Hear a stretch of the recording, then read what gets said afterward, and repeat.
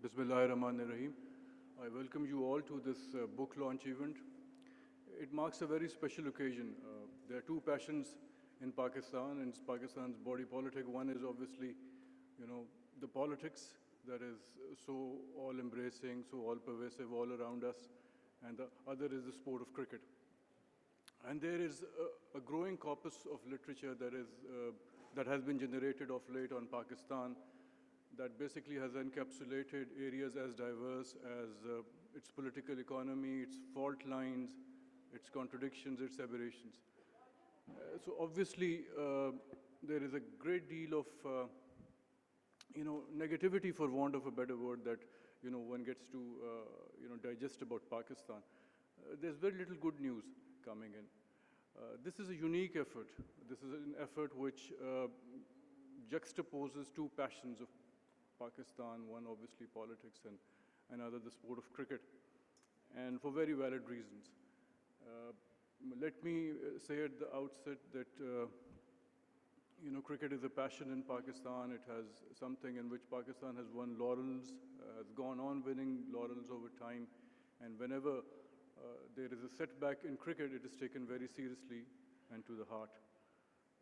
We've got a very, eminent panel. One of the panelists is going to be here in a bit. There was a bit of a hiccup in terms of the time slot that was allocated to us, so my apologies on that account. The author is with us, a very eminent person who has written many books already. His book titled Cricket Cauldron, which appeared in the last decade, was very well received. He wrote it jointly with his venerable father, Shahryar Khan Sahab, who was the former chairman of Pakistan Cricket Board and a renowned diplomat as well. On the panel with us is Mrs. Bushra. Aitzaz, again, doesn't need any introduction, has dealt with the world of politics, is a renowned social thinker, businesswoman, and has been deeply involved with Pakistan cricket, especially on the women's cricket side, and has contributed more than purposefully. So I like to begin by saying that looking at Pakistan through the lens of cricket is going to be unique for all of us. It's a very worth reading book. I've been fortunate to read it from page to page. And having said that, I'll begin by quoting from the book itself. Right in the beginning, the book, the author asserts, and I quote it, "Sport is part of the wider culture and inevitably will be influenced by the wider political, economic, and cultural environment." So this is how the book has been woven, very nicely woven into a certain logic. And the confluence of sports, politics, and national identity is intertwined in a very beautiful and a very logical manner. So it's very readable, very comprehensible, and makes very easy reading. So let's now move to the question-answer session as well, because I think we have to keep the timeline in mind, maybe a truncated timeline now. The book captures the progress made by Pakistan cricket against heavy odds. We were a fledgling nation when Pakistan got international status, basically the test status in 1952. So we were off to a great start. No other cricket nation has done so well in its first 10 years than Pakistan. Pakistan did much better than India, did much better than New Zealand and West Indies, for instance. But this does not align with the struggles that we had as a nation on the national identity side, on the constitutional development side, on the political front, where we were really struggling in the 1950s. We were really fledgling in the right sense of the word. So how do you look at it, and what does your book have to say about it? Thank you, Abdullah Saab. I think, first of all, I'd just like to say that, the book is really about not so much cricket, but it's about the history, politics, economics, and society of the region, and the way that I've looked at it is through the game of cricket itself. So it is part of our national identity, it's part of our national pride. I think that's how I've been looking at this particular phenomena, which is really part of our popular culture now. So the point is, if you want to learn about Pakistan's corruption, you want to learn about its governance, you want to learn about its foreign relations, its commerce, its youth, its religiosity, you can do that by looking at the sport of cricket. I think that's very important, and I'll give you two examples of how I see this. You mentioned the difficulties that we had as a nation to start with. In 1947, when Pakistan was created, many people felt that this was a country that was not viable and that would not survive. Civil servants like yourself, worked out of tents in Karachi to ensure that Pakistan actually not only survived but became a prosperous nation for a while. So against the odds, this country has always come through.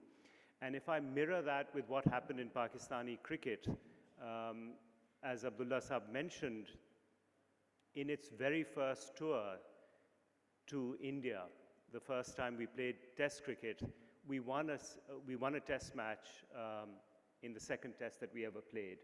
In our very first tour abroad to England, we won a test match. It took India 20 years to defeat England. It took New Zealand 26 years to defeat England. So again, the resilience and the commitment of early Pakistan is mirrored in early Pakistani cricket as well. The second example that I want to give you is a very, very recent example. And that is the fact that today we are wondering whether the PSL will take place in Lahore or not. Now, if that is reflective of the country's commerce, then we really are up against the wall. If we are considering that cricket cannot happen, that PSL cannot happen in Lahore because we are out of money, then that really is reflective of where the country is at this moment.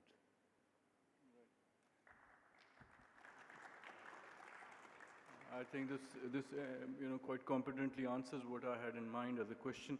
I like Mrs. Bushra Aitzaz to pitch in here as well. The fact that Pakistan was struggling big time in the 1950s in more ways than one, but had a rather solid start when it came to international cricket. So there was a divergence.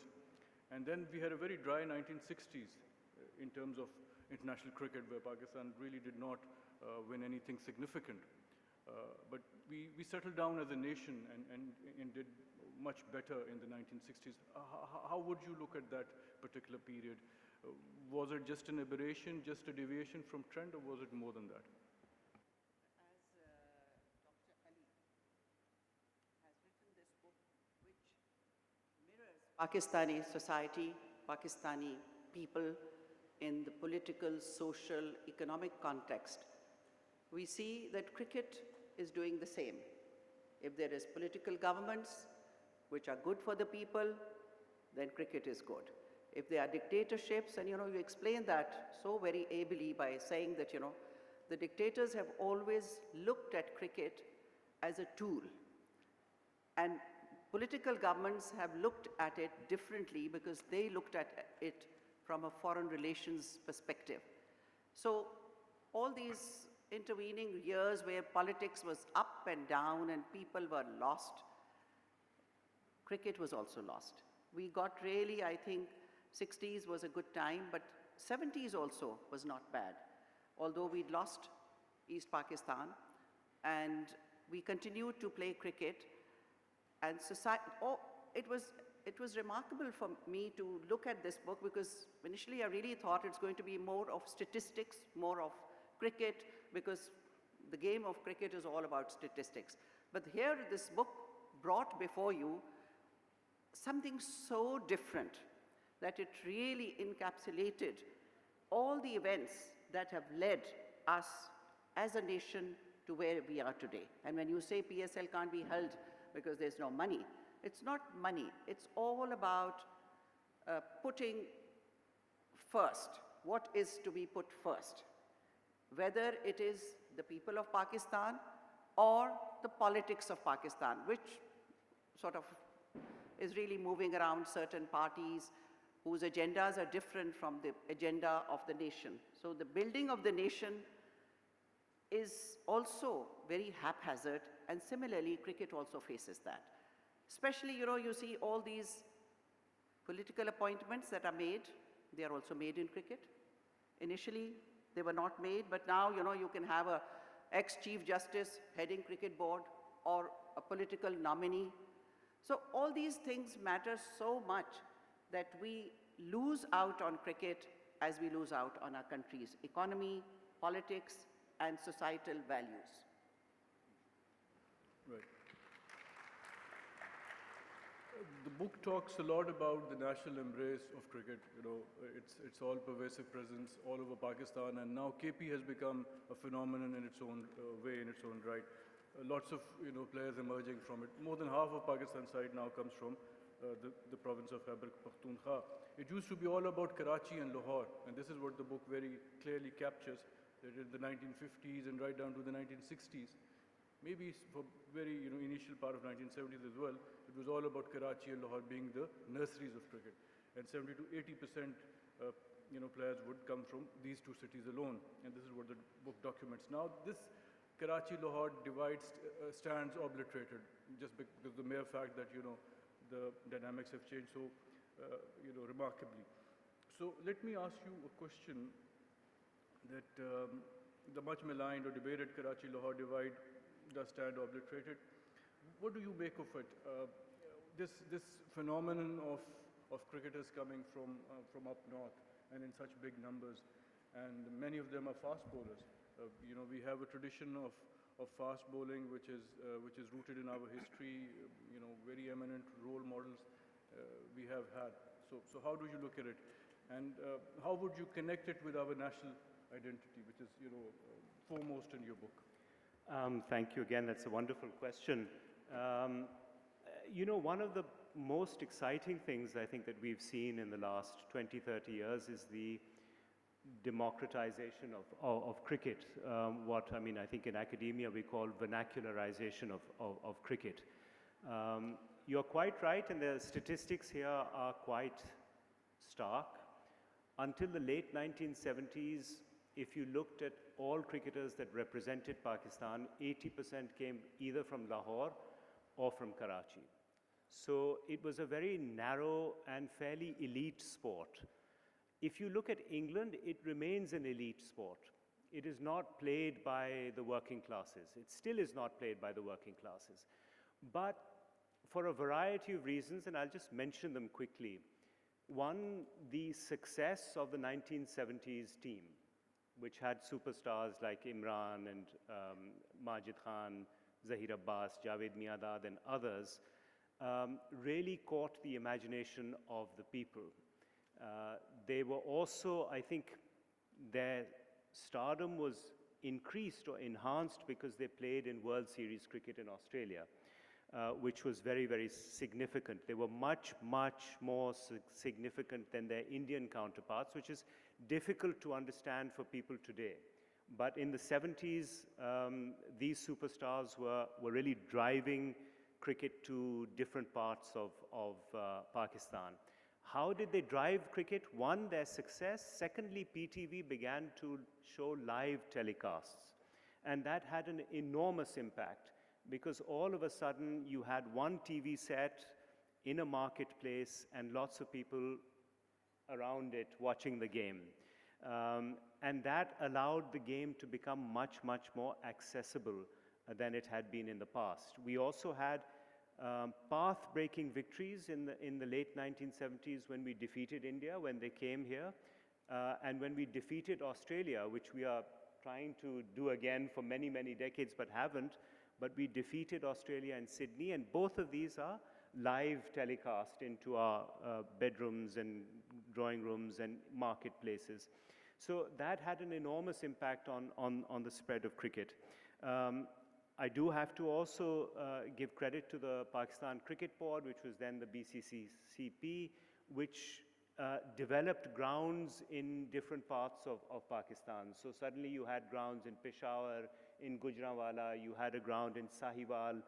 The great West Indian teams of the 70s actually toured to these areas. And I remember Mushtaq Ahmed, our spinner, saying, I went and saw Viv Richards playing there, and that's why I wanted to play cricket. So it was arriving in places where it hadn't arrived previously. and it was inspiring people to take it up. Let's not forget that our performance in World Cups has been significantly good. We reached semifinals in 1979, in 1983, we won in 1992, and then after that there's been an explosion in the game in Pakistan, really taken up like Brazilians follow football. So that is the growth of cricket, and as you quite rightly have said, Khyber Pakhtunkhwa, which initially was opposed to cricket because they associated with brutal colonialism, even took the game up as well. Even the Taliban, which was originally opposed to cricket, could not oppose the force of this game, and eventually they sort of promoted it themselves. So I mean, I think that is the power behind, and the emotional power behind sport. Right, and you've chosen to call it explosion of interest in your book, and very rightly so. Let me also, Here, please. I'd like to add that Ali sort of brings forward something that's very interesting, and that is the elitist cricket going religious cricket and then army cricket.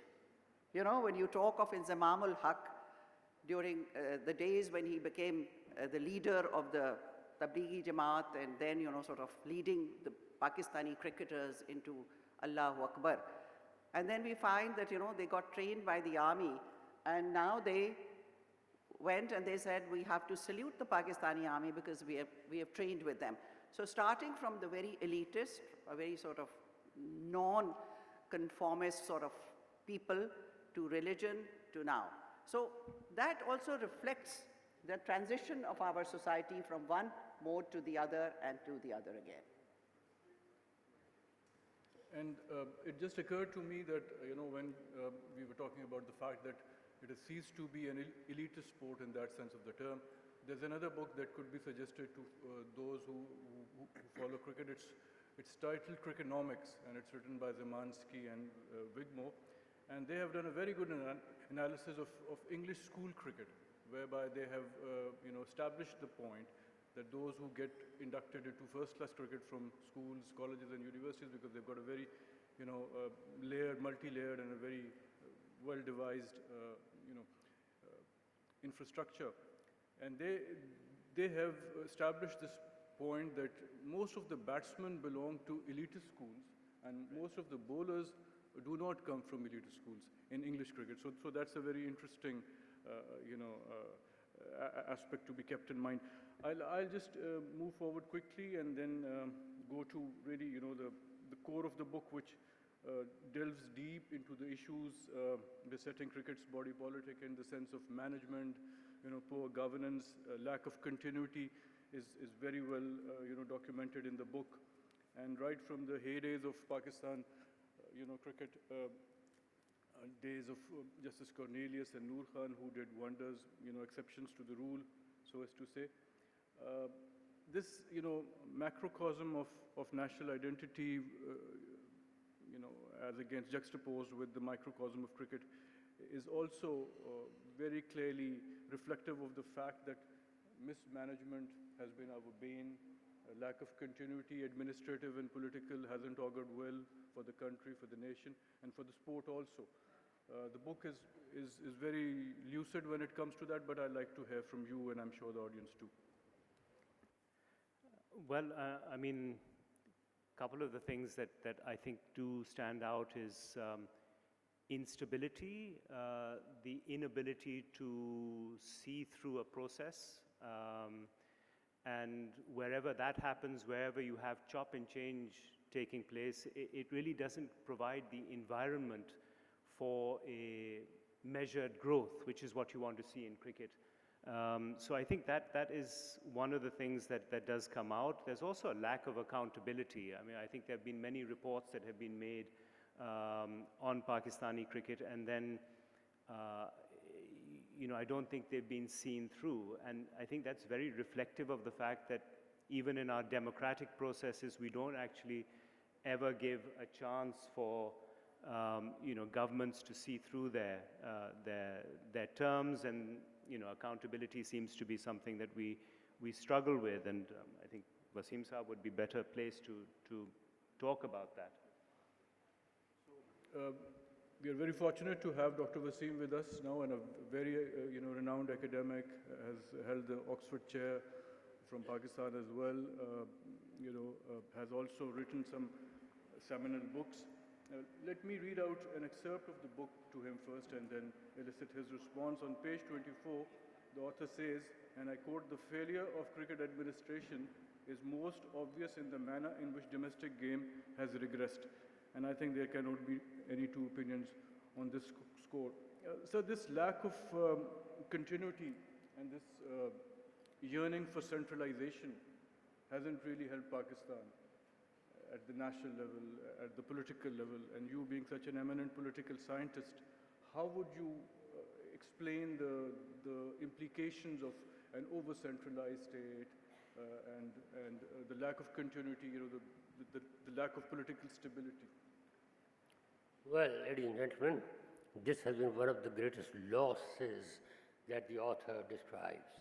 The loss of camaraderie between India and Pakistan.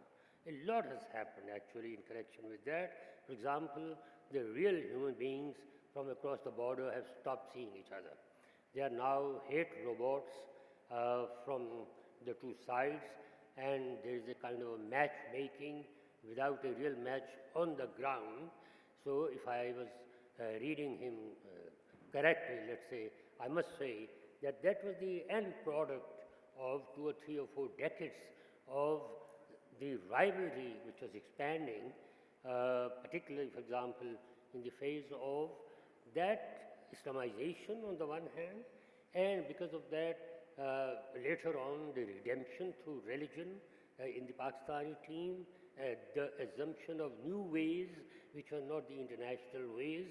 There was a kind of a nationalistic framework in which the players started talking, while at home we were cut off from the international cricket for at least a decade after the attack on the Sri Lankan team, and that was the void in which Pakistan lagged behind, while India at that time jumped forward, particularly because of the new money, the new technological advances for training, and of course a steady intake of players in India, whereas in Pakistan, for example, there has been a kind of a topsy-turvy pattern of recruitment of players, as it has been mentioned, from the elite, then to the sub-elite, and to the vernacular-speaking people, and of course horizontally from the cosmopolitan cities to those regions which are marginal.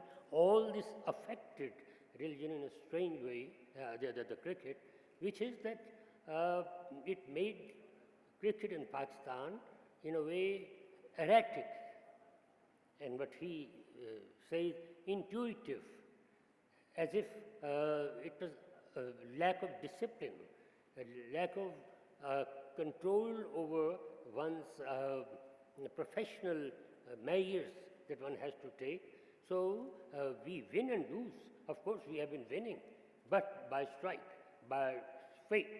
Otherwise, there is no steady pattern like in politics, like in various other fields, and particularly like in foreign policy, because he has described the role of cricket in bringing together the two countries at some odd moments when it seemed that these two countries were at the brink of war or something like that.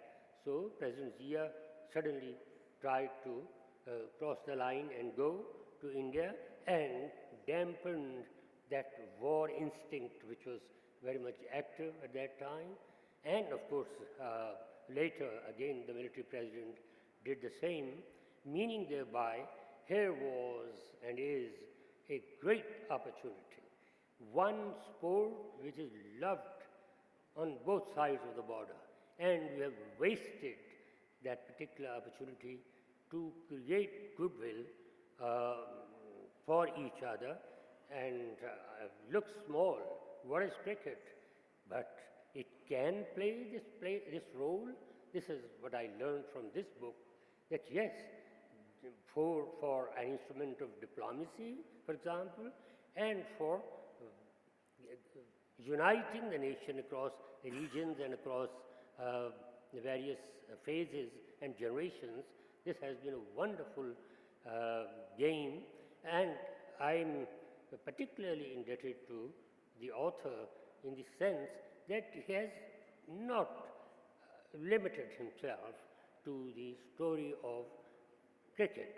Not only that, he has not even used the cricket to splash around and start telling the story of the sports as such, what the sports play, the role they play in the countries. But he talks actually about politics, about state policy, about religion's ebb and flow, about isolation from the international relations, international scene. The canvas is amazingly vast, and that is what I did not expect. And at home, then he talks again in a very incisive way when he tries to open the black box of what is called Pakistan Cricket Board. He goes inside it, peeps into it, tries to bring out its cliquism, its lack of professionalism, the way there is no particular professional culture which operates through the Pakistan Cricket Board. So I would say from an international perspective down to the intricacies of the decision-making authority at home, this book has been, frankly, one of the best in the field, and I congratulate for that particular achievement. Thank you, sir. And this lack of continuity can be linked with the mercurial nature of us as a people, as well as that of our cricket. A very mercurial nature, ebb and flow that Dr. Sab talked about is, far too difficult to be grappled with. And the author quotes Longfellow's poem, very nicely, that when she was good, she was very good, and when she was bad, she was horrid. And this is applicable to the Pakistani situation, especially when it comes to cricket. So, and he talks about, very interestingly, the term that he opts to use is instinctual response as against, a calibrated response based on training, based on practice, based on rehearsal, and which is prone to failures every now and then, and that I think is applicable to our national setting as well. Please explain as to what exactly did you infer from your understanding of cricket, having traveled with, a lot with your father and on your own as well? So I think every team develops a certain identity. If the West Indies were swashbuckling and England were boring in the past, Pakistan was mercurial, right? That was what Pakistan was always known for. But these are stereotypes that I think need to be broken down a little bit further. West Indies may have been swashbuckling, but they were also immensely professional in the 1970s. I think that was often forgotten. Pakistan was inconsistent, but if you look at Pakistan's performance over the decades, we are amongst the most consistently good teams. We are more consistent than India has been as well. So it is a bit of a stereotype. But when we talk about stereotypes, doesn't mean that they are untrue, just that they may be overinflated. There is certainly inconsistency in the Pakistan team, and part of that we must realize comes from what you mentioned initially, the lack of stability that you provide the team itself. Any player that feels that in 2 games, if he fails or she fails, that they're going to be out of the team, cannot really be consistent. You have to be backed by selectors and the board and fans that are watching. You need to give them that confidence to do well. So I think instability at the board level, at the level of captaincy, I'll give you one statistic. At one point, I think over a 2-year period, we had 18 changes of captain. In a similar time period, Australia had 6 and India had 6. and England was about the same. So if you're changing your captain so often, you just cannot see how that stability is going to come. How do you pass on stability? So there are these issues that come in. I think there's also, we have to acknowledge there is a lack of coaching.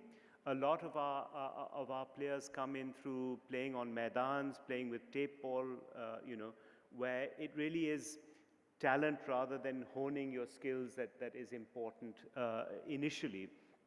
And many players have come, directly from having no experience of playing, longer games into this. And finally, who are your role models? Misbah-ul-Haq was a great, great captain and a great player, but his popularity paled when you looked at someone like Afridi. You want players who are high-risk players. You idolize those players. And as a result, people will continue to play in that high-risk fashion. And the last point is we are a youthful nation. We have very young players playing. It's part of young people's makeup that they will take risks. So I think that, in a nutshell, will describe this idea of inconsistency and how we play the game, how we approach the game. So this takes us, I think, naturally to another ancillary question, and that is underperforming at home, and least of all capitalizing on your niche strengths, not even identifying it, and that is so very evident that we haven't been winning at home. India wins everything at home. India has really been able to capitalize on its niche strengths and can come up with, say, for instance, tailor-made wickets and stuff. Having worked with the PCB and having an eye on cricket, Mrs. Bushra Aitzaz, I would like to ask you as to how do you look at it, not capitalizing on your innate and niche strengths? Women's cricket, and what I found was that there is total inertia about training, about looking after the players, too much politicking. Remember, again, when you read Ali's book, you realize there's a very small section on women's cricket. But the 80s saw a struggle of the women's movement. And it was also reflective of the women's sort of coming to age in cricket, because that was the time when we struggled to find a team, and we started interacting with the board to have the team recognized and registered. It didn't happen because there were too many obstacles due to the military government. But in the 90s, we were favorably taken up by the democratic government, and then the cricket team was made. There is no money. The cricket team, when the women came in, they were not paid, there was no training, there was no camps. But all this is, I think, there is no sort of system to the game it's all personalized.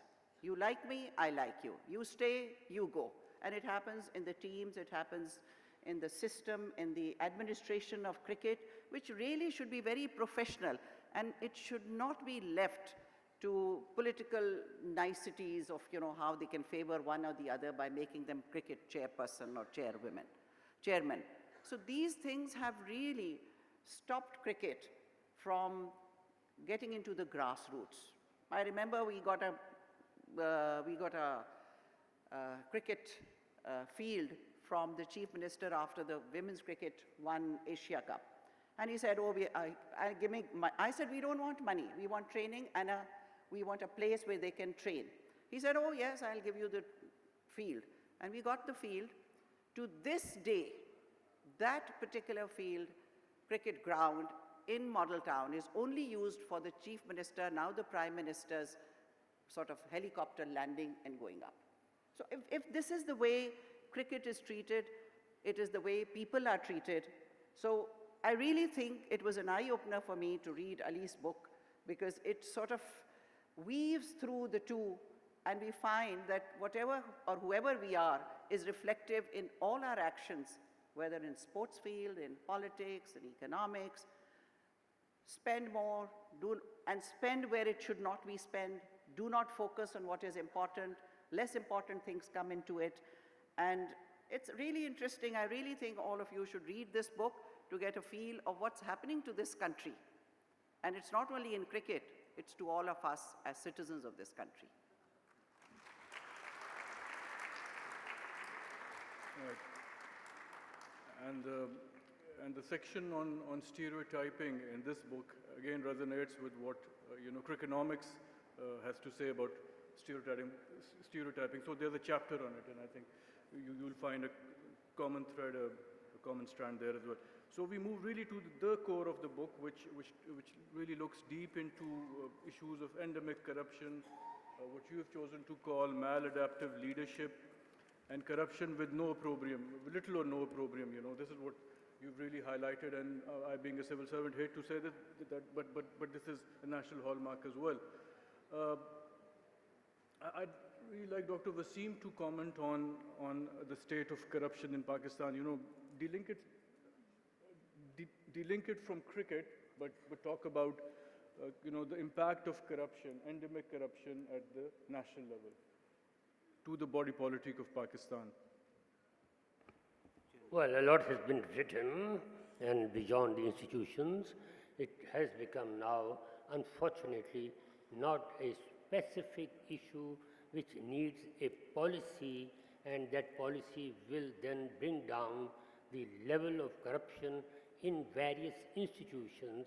What it has become is a cliche, that means a tool of politics. Thereby, it has been raised to an ideology, anti-corruption ideology, or in other words, we call it corruption accountability nexus, that has become part and parcel of the national dialogue, which means unbacked by a policy. Because obviously, unless you have a policy, you will not take the first step to bring it down, and that cannot be at the national level. It can be at the organizational level and in various parts of the country's politics, and particularly the administrative structure. So talking about it, who is bitten by corruption? The lowest classes. Where has it become the national issue? The middle classes. Middle classes conceived it as a moral issue and then beat the political leaders who are in the opposition. So the whole concept and the issue of corruption has been mislaid. Everybody is talking about, for example, corruption within cricket, within the government, within the institutions, but how to move around? There has to be some particular policy, and policy is totally absent. So the issue is not well formed, it has become an ideology, just a tool, an instrument in the hands of the political bigwigs, and that is where it has lost the relevance for the policymakers. And this is unfortunately an indication of its continuity as part of the master narrative in Pakistan. I think very nicely put. And the book talks about the following dimensions of corruption, just to apprise our audience. It talks very candidly about deeply entrenched nepotism, the patron-client relationship, and the cynicism that emanates from there. Overstaffing in the PCB is also highlighted. I think it goes without saying is a big issue, and for all the public sector organizations, this is a major problem. Then it talks about concentration of powers as well, something that Mrs. Aitzaz also very clearly mentioned. And then personalized styles of chairman, again something that you mentioned. So basically entrenched venality, he's chosen to call it, a very strong word, but I think totally justified. And that leads us to corruption on the field that you have written very candidly about and in a very thought-provoking manner.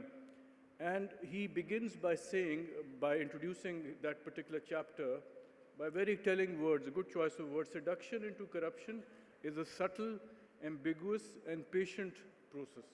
And the Mother Majeeds of the world are waiting in the wings, and they're always looking for an opportunity to strike, and in a very diabolical manner. So with our reputation in tatters in 2010 in particular, even before that, the revival has also been very heartwarming, but how do you look at it now summatively? So, I mean, Waseem Saab spoke about corruption, and I think the thing that hit me most about match fixing when it happened initially in the 2000s and then again in 2010 was the shock that was shown by ordinary people that, you know, how is it possible that Pakistani cricketers would be involved in corruption? And, you know, it struck me that as a nation, unfortunately, we have normalized corruption. You know, one doesn't think twice about, you know, giving bribes for education, for health. The police has got this problem. The judiciary has got this problem. It's everywhere that you look. So why should we think that cricketers would not also fall into it in a similar fashion? You started by talking about the environment and how cricket is to be found in the environment and impacted. If the environment is going to be corrupt, and we are an intensely corrupt country, if you look at all the reports, it shows that our corruption is certainly got worse. So I was not surprised by the fact that it would happen on the cricket field as well. I mean, there are other reasons also. There are reasons of the enormous commercialization of the game that happened from the 1980s and the shift of that commercialization to South Asia, to India, to a lesser extent to Pakistan also. That was a big impact as well. There are criminal networks that are involved in match fixing, and that makes it quite difficult to get people to talk about it and to openly speak about it. Globalization was another thing. Your mobile phone makes it possible for match fixing to happen. Without the mobile phone, it becomes very, very difficult. And I think finally, what I believe is not looked at enough is the fact of good and bad leadership. Where you had good leadership, where you had Misbah-ul-Haq coming in with a kind of very determined, decent integrity, you know, surrounding himself and the team that followed, you found that things got much better. In situations where you had leaders who actually led others astray, as in the case of Muhammad Amir, you had much more of that festering within the team. So I think leadership is something that not only impacts cricket, but will impact a country and will impact whether a country progresses or doesn't progress. And I don't think that's really been looked at carefully enough. Right, and the book has very, you know, telling anecdotes to share with the readers on how the players have been inveigled into corruption, into corrupt practices in acts, and it's something that has also been recapitulated briefly here by Dr. Ali Khan. Just a word or two on the watered down reports, for instance, the Qayyum report. Now, how do you think they have impacted, you know, subsequently? So I think it goes back to that point of accountability. Match fixing is not confined to Pakistan. It happens, I think, in all countries. But the way that they have dealt with it is much better than the way that we've dealt with it. If you identify certain wrongdoings, you need to take action. Right? Accountability is only as good as if you take the action. Now, when Steve Smith and the others were caught tampering with the ball, action was taken, and quite strict action was taken immediately. In Pakistan, reports have been written and no action has been taken. You know, I think as a result, people feel that they can continue to do so. It's very sad when you have to have someone from an outside body come in and tell you, and I'm not talking about the IMF here, but that is relevant also. But, you know, it's very sad when you have to have an outside body come and tell you how to run things. And unfortunately, that's what is happening in the country. And that is what we were told when match fixing became rife, that if you don't get your act in order, every one of the people that was named by Justice Qayyum may be banned and Pakistan might be removed from international cricket. It was as serious as that. And the next section of the book, which corresponds and is clearly linked with the situation of endemic corruption, is the Tablighi Jamaat and its imprint of religiosity on cricket and national, you know, body politic as well. Again, very well done, very lucidly done. And he says, the author says that Tablighi Jamaat filled the desire of redemption. Like religion, sport demands belief. I think very telling words. And passion for support. For sport is reduced if corruption becomes well known or well evidenced. So obviously people start believing that, sport is not competitive enough. I'll really request Dr. Waseem to tell us about the fact that he has also been able to read the book. The impact of Tablighi Jamaat and the Tablighi, mindset on the politics of Pakistan. And if you could correlate it with what happened to our cricket, it would be wonderful. Yeah, at that time, Tablighi Jamaat was at its peak, and it hasn't significantly gone down as far as its annual meetings are concerned. But there were other actors too. 6 parties which became members of the MMA, and of course there were smaller outfits. And the overall idea was that we are now going the Islamic way. That was the sentiment in the late 1990s and early 2000s. But obviously it started costing us one after the other. One was that the social life was paralyzed. And here was a state which was exposed despite its 500,000 strong army. It was exposed to its inability that it could not control the insurgents at that time. So that was one major aspect of looking inside and seeing whether we were going the right way. And second, of course, then, after the 9/11, the dominant sentiment which was moving that way, suddenly there was a kind of a jerk there, and people started thinking whether we were going the right way. So the double mind started operating in the field. Should we go the American way and go the way of war against terror, or should we continue? So from that time onwards, for the last 1 decade or so, the nation, or particularly the articulate section of the population, they are divided. They go 1 step forward and 2 steps back. Of course, the old sentiment relating to religious program hasn't become extinct. It is there, particularly in the lower middle classes. But overall, there is a realization that the party like Tablighi Jamaat, for example, it has been in a way confined to a non-political zone. No, sir, coming out to the field is not for you. For example, I remember the ulama from the pulpit of the mosque used to say and warn, in fact, that this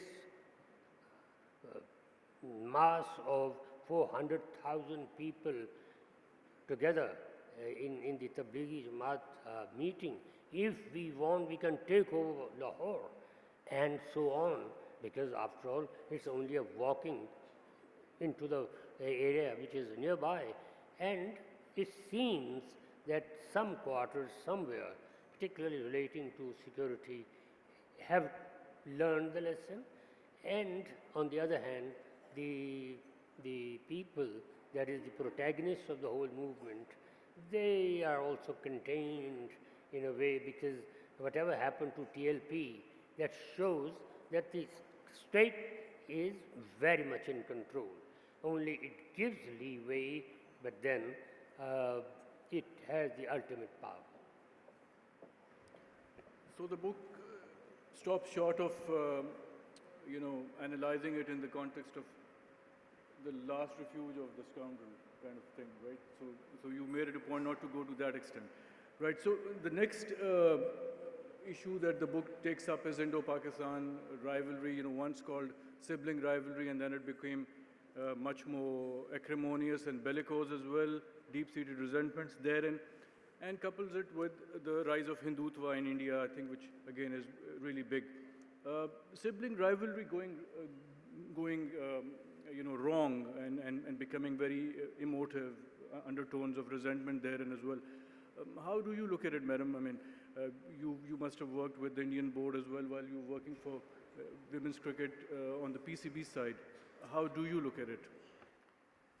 Basically, what Ali sort of points out is that our foreign relations are interdependent on the progress of cricket in Pakistan, which is true.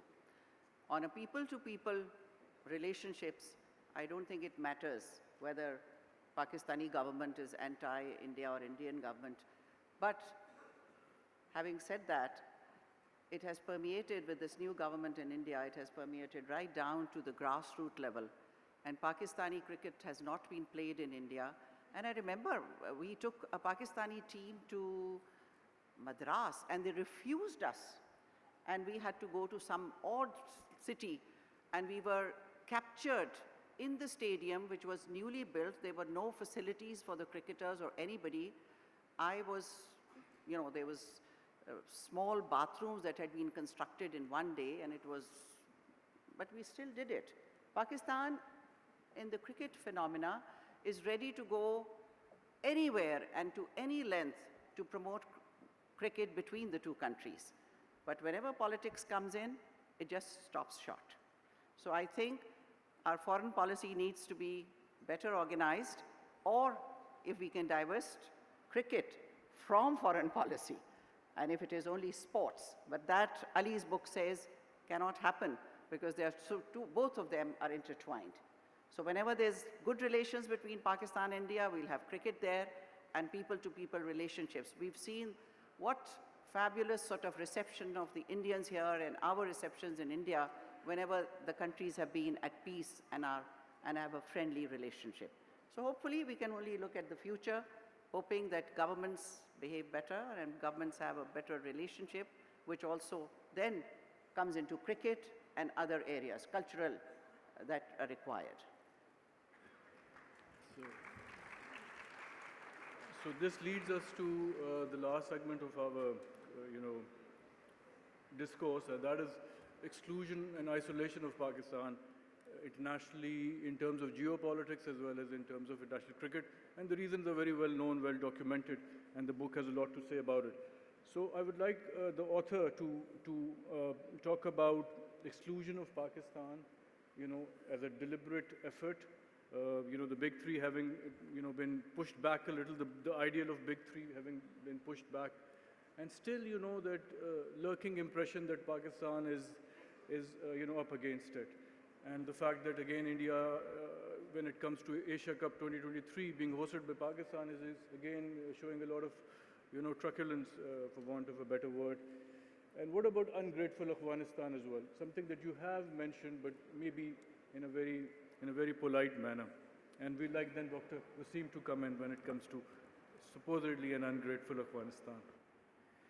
Okay. I think that, again, cricket's position, Pakistani cricket's position is mirrored by the country's position. So around 2009, 2010, we were, as a country, I think, increasingly isolated. And what happened with the Sri Lankan cricketers was symptomatic of what was happening with the country at the time. We were becoming more and more isolated, not only internationally, but regionally. And I say regionally because prior to that, the relationship between, and Bushra Sahiba will know this, the relationship between the Asian boards was very, very strong. And whenever a European, England or New Zealand or Australia, the white teams didn't come to Pakistan, it was the Indian board that would say that we will not allow them to come to our country either, unless they fulfill their obligations. Unfortunately, because of poor relations between the boards, because of really the fault was with us, we destroyed the relationship between the Indian board, with the Bangladeshi board, with the Sri Lankan board, and so the isolation mirrored that particular period. Since then, Pakistani cricket has actually, I think, restored its image and has restored Pakistan's image to some extent. The PSL coming back to Pakistan, actually when it first did, when it came back to Pakistan, it was the only good news that was coming out of Pakistan if you read the foreign media. So I think Pakistani cricket has given a lot to Pakistan in the last decade or so. It has been responsible for projecting a positive image of the country where we've had very little else to project. So I think that is very, very clear. In terms of Afghanistan, it's a tough one. I think the Afghans have their issues also with Pakistan, and Afghanistani soil has become an area for a proxy war between India and Pakistan, and the same has happened with the cricket. So India has supported Afghanistan significantly in the last few years, and I think they have put pressure on the Afghani players to not play up the enormous contribution that Pakistan has also made. So in Afghanistan, the cricket in Afghanistan, and they're an extremely exciting team, we really need to acknowledge that both India and Pakistan have contributed significantly to the progress of the most exciting newcomer to Pakistani cricket. So just a word or two on Hindutva and the supposed ungrateful Afghanistan vis-a-vis Pakistan. Just a few words in a minute because we're running short of time. We want you to have the final word on it. Actually, there used to be a trio, China, India, Pakistan. In came the two, America on top in the name of game, which was the war against terror from 2001 onwards, and Afghanistan at the other end, our strategic depth. Now these 5 players, they are there, and there is a inequality of almost everything, power and prestige and whatever, and economic and political and whatever.